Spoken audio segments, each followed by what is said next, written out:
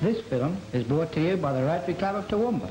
It's this club's contribution in making known to all people the dangers of soil erosion, which has in the past destroyed entire civilisations and which is now on our own doorstep, destroying our own soils. Our present high living standards mask the problem, but time and unchecked erosion must inevitably threaten these standards. There's no future in our ruined soil.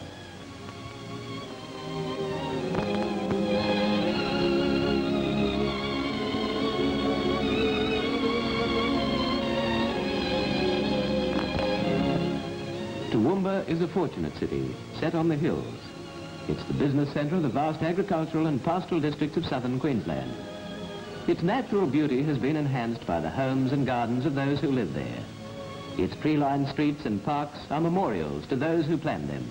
Its homes are happy and its children have a security not found in many lands. Toowoomba is a prosperous city, a busy city, a city where trade and commerce flourish and where town and country meet. It's set in one of the richest farming areas in Australia. From this prosperous city, let's look at the rich lands of the Darling Downs, lands from which the city draws its life, lands on which the future of its citizens depend. Here is your prosperity. Here is the future of your children.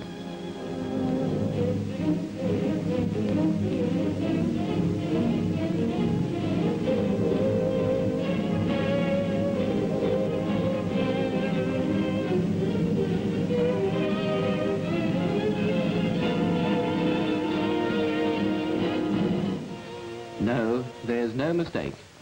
These are lands on which a city, and in turn a nation, depends for its future. Lands on which this and future generations must depend for all the basic necessities of life.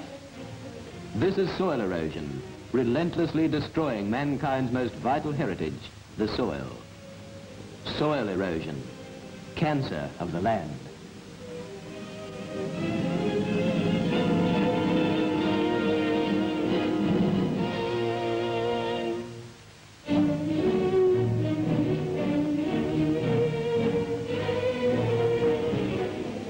Erosion is the end point of a process which commences with the destruction of nature's protective mantle of vegetation and ends with the creation of deserts. The effects of erosion are cumulative. The process accelerating as the condition of the land deteriorates. It can happen here. It is happening here. There's no future for a land whose peoples do not take steps to save its soils from this fate. This is your problem now.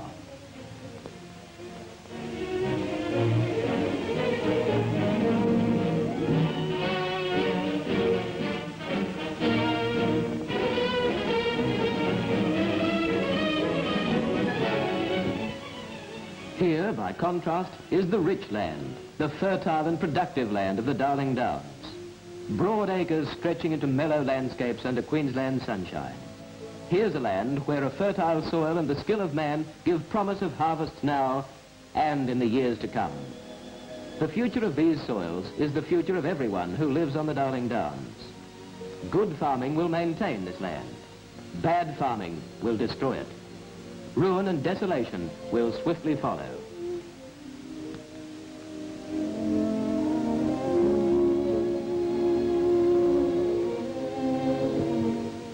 Erosion is a real and present threat.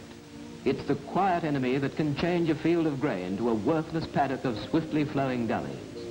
Gullies gouged by the movement of uncontrolled water flowing over unprotected soil.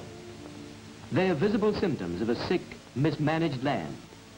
Muddy water that's bearing off the fertile soil. Farms are on their way to the sea. Fortunately, we know how to prevent this land wastage. It's in good land practices that our future depends. Scientists and farmers are working together as never before. A new conception of land use and land management is emerging. We're all, as a community, beginning to realize that man must work with nature and not against nature. Man must give to the land and not merely take from it. Soil must be seen not in isolation, but as one vital component in the overall balance of nature. We cannot ignore the forests, the water resources, and the natural grasses in the pattern of nature. All function in delicate balance. all interact one with the other. To upset one is to affect the other. The first principle of good farming, therefore, is to use land only for those purposes for which it's naturally adapted. Near level land is well suited for intensive agriculture. Here there's little risk of erosion, and no special measures are required for its protection.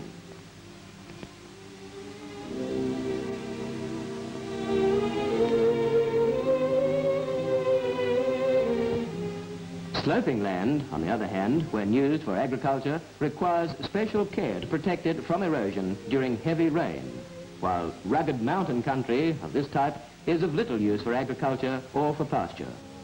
These lands are best suited for timber production and for preservation as national parks. When they're so used, erosion will be negligible and the streams will be clear.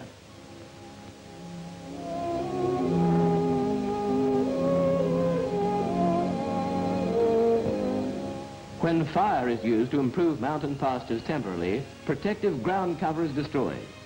This increases water runoff and accelerates erosion.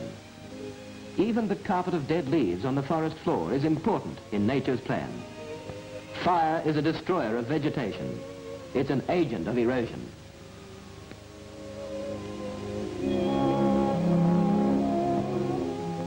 Under natural conditions, drainage depressions are well grassed and water moves safely down them when it rains. When, through bad farming or overstocking, these are denuded of grass, water soon tears at the land. Here again, man has upset the balance and erosion results. Man working in harmony with nature and not against nature is the foundation of good farming. To do this involves a knowledge of what is right, together with planning not merely for this season, but for the seasons ahead.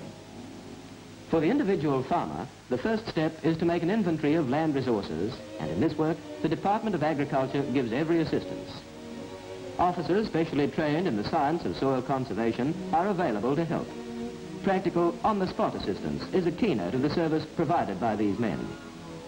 A detailed inspection and survey of all parts of the farm must first be made. The officer and farmer proceed with the complex task of planning a new and safer system of farming this land now and for the years to come.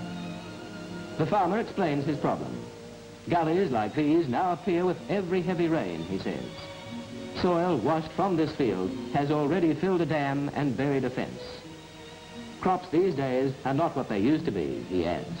And see here, the soil is now so thin that rock is showing through.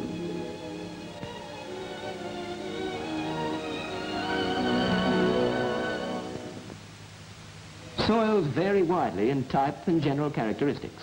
They must therefore be closely examined to determine the most suitable uses for them.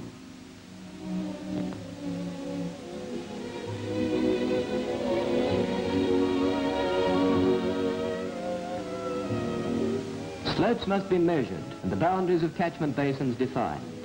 Appropriate soil conservation practices must be planned to meet the needs of each part of every farm. The natural drainage system of each catchment area must be accurately mapped. Suitable sites for farm dams must be located and storage capacities calculated. In a country where rainfall is variable and uncertain, water conserved in this manner can be used later for the irrigation of crops and pastures. Even small areas of well-managed irrigated pasture provide valuable security against drought and help to maintain farm production at a high level the whole year round. Diversified farming involving crops, pastures and livestock is good balanced farming.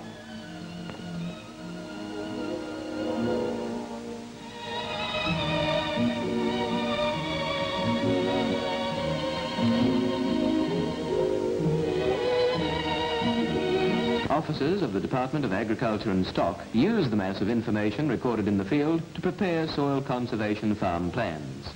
These plans are permanent blueprints showing what needs to be done for the efficient use and protection of the whole farm. In this work, property survey plans and aerial photographs are important aids. Aerial photographs enable natural drainage systems of entire catchment areas to be studied in detail. In this way, the soil conservation drainage pattern for each individual farm within a drainage basin is designed as a unit of a carefully coordinated scheme for the whole area. The modern approach to farm planning is to fit the farm to the natural contours. not to ignore them as in rectangular farming of the past. This means ploughing round the curves, not straight across them or up and down the hills. Plough and hills cooperate. The farmer works with nature even if the traditional pride of farmers in long, straight furrows disappears in the process. This farm ignores contours and pays a price that will increase with each year. Furrows ploughed up and down the slope act as escape routes for water. Life-giving water which soil and plants must have is unfortunately not all that is lost. More serious is the irreplaceable topsoil that goes with it with every heavy rain.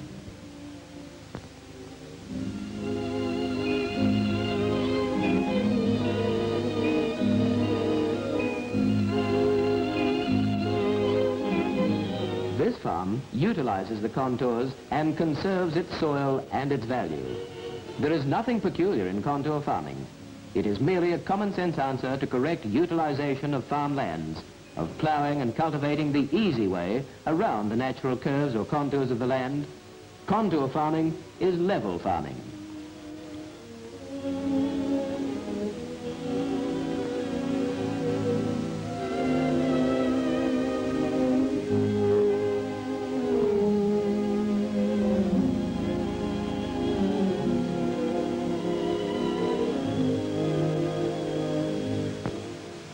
Because they are level, each furrow in contour farming becomes a miniature dam, which, in heavy rain, holds much of the water and the soil.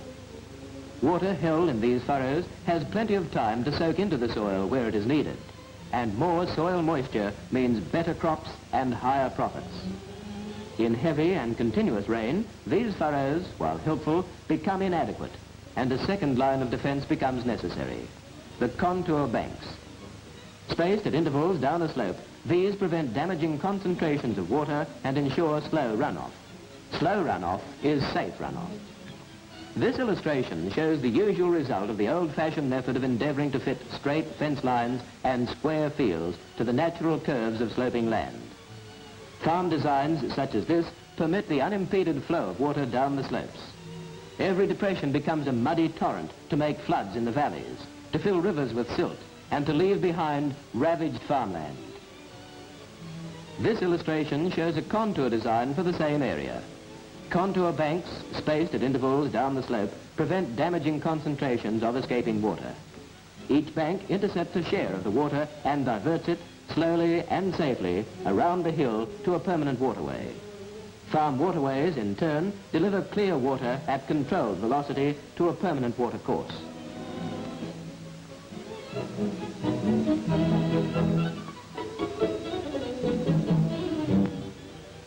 Contour banks are specially designed to allow farm machinery to work along them, but never across them.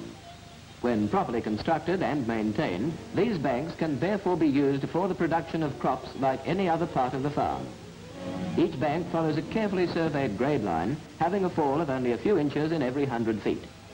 Much of the runoff, moving slowly along them, has time to soak away. The surplus is discharged into a prepared farm waterway.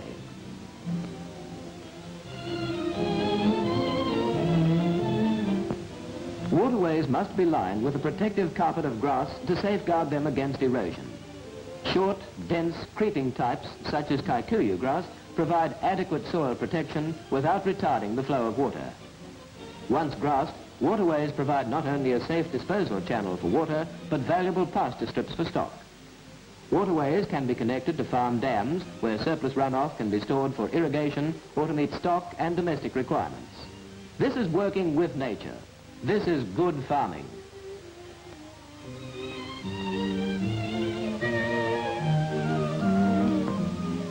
Contour farming, of course, is not the only answer in checking soil erosion.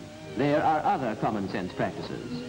For example, the good farmers use crop residues as a surface cover to ensure the maximum penetration of rain into the soil. Each year, many farmers wastefully destroy the unwanted stubble remaining after crops have been harvested. This material would return to the soil valuable humus to help conserve soil and water and to keep land healthy and fertile. Crop residues should not be burnt, as stubble saves soil.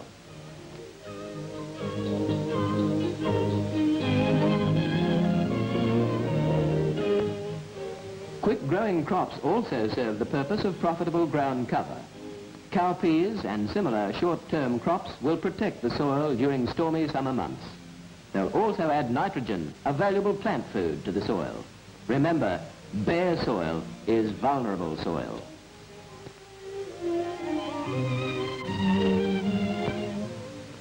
Correct tillage also aids the penetration of water into the soil. Land in fallow should be deeply ploughed before the time of heavy seasonal rains and then left rough and cloddy. The wise farmer ploughs only when necessary and so avoids powdering the soil, which is but a prelude to surface sealing in heavy rain.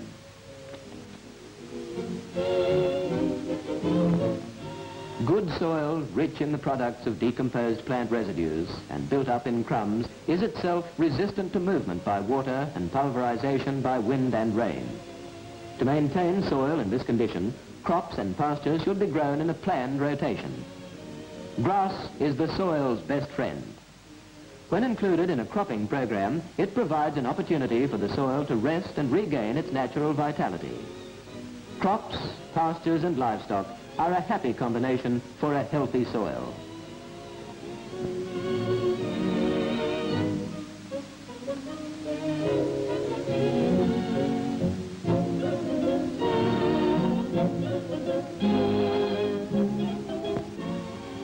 The good farmer can do much towards establishing farms with a future, but he cannot solve the problem on his own. As these scenes from the air clearly show, topography is largely unrelated to title deeds and land tenures. In its dash from the mountains to the sea, uncontrolled runoff respects neither the laws of man nor the rights of individuals. The problem is a wide one, set by geology and geography. Drainage and flood control schemes must extend as an unbroken chain from the crest of watersheds to river channels. This calls for guided neighborhood cooperation and for community effort in general.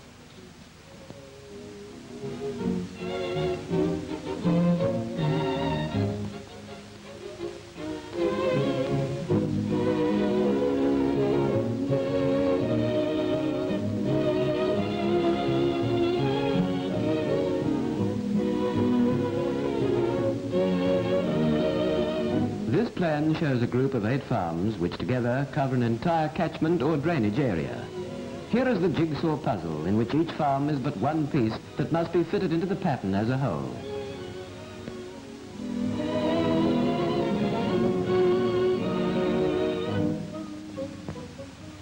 On this plan, the complete natural drainage system has been accurately defined. Even small stormwater depressions are of importance in this work and must be shown.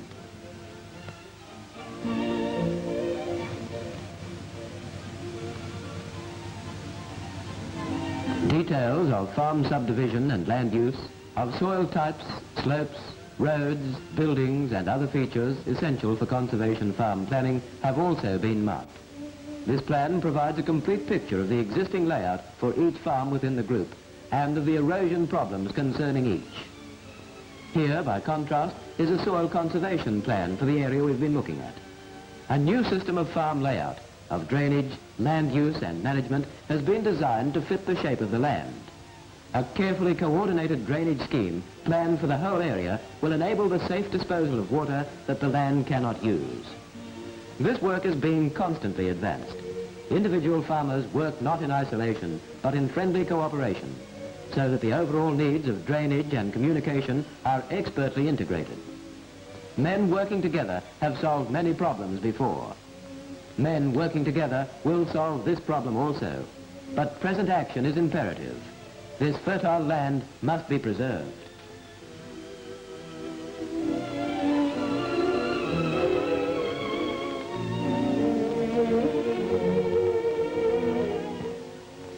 Today the city is busy. People bustle, traffic moves, for the harvests are good in the country.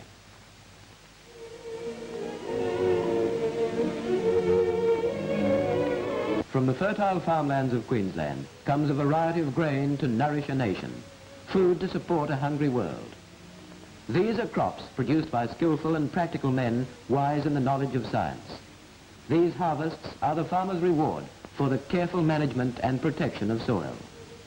Fertile soil is man's most vital heritage. In using it, man can preserve it, improve it, or destroy it, but he cannot create it. Upon our present soil resources, future generations must depend. In these harvests lies not only the prosperity of the city, now and in the years and generations to come, but indeed the very means of our survival.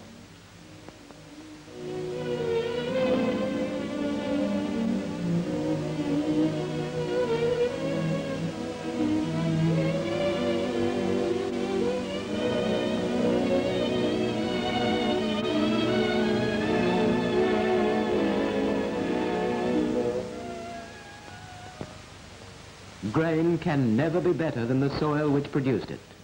Grain is soil. Man must depend upon soil until the end of time. For in the soil lies your future.